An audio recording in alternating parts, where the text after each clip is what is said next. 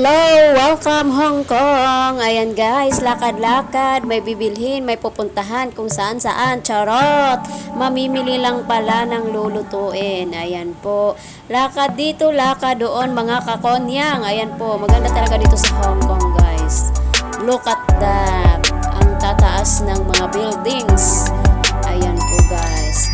So minsan, mataas ngayong sahod, pero dollar naman din yung gagastusin. Ayan po. Pero nakadepende pa rin yan sa atin, guys. Kung palagastos tayo, mauubos at mauubos din yung pera natin dito. Kaya magtipid talaga. Ayan. May pupuntahan kami dyan, guys. Ayan, akit muna ako sa escalator. Ayan, punta ako sa taas. So, kailangan talaga natin tibayan ng loob, lalo na sa ating mga OFW. Proud OFW, char. Ayan po guys, ayan. So nandito po ang pinakamanggandang tanawin, yung mga tourist spot, nandito lahat dito sa Hong Kong. Try niyo puntahan dito guys.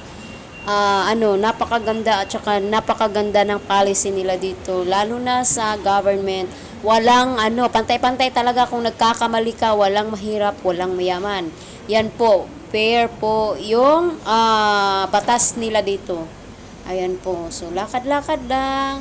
At saka, marami po ditong mga makikita. Ayan, yung mga lulutuin, grocery, yung mga lulutuin sa mga amo. Ayan po, ang dami dito guys. Ayan. So, pili-pili kung ano ang bibilhin.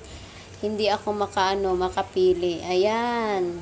Ito po yung palengke nila dito guys. Yung mga vegetables na dito po lahat. So, ayan lang po guys. Sana nagustuhan niyo ang video ito. Please tapusin niyo muna bago kayo mag-react. At i-share niyo na rin. Bye!